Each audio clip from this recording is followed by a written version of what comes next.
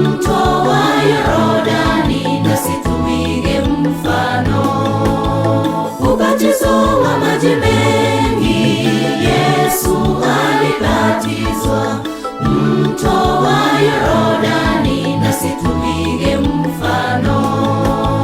Unapotembea majini, tubu dhambi zako zote ndugu, upate Roho Mtakatifu akuongoze milele.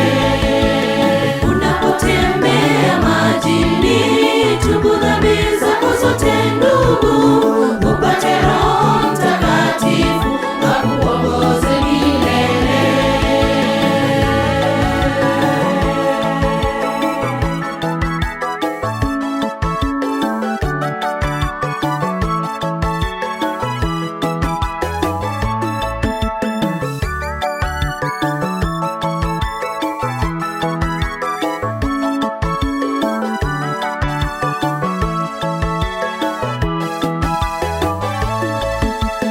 Ukibatizwa ndugu yangu, uombe na uamini, pumzika mwili wa dhambi, upate mwili mpya.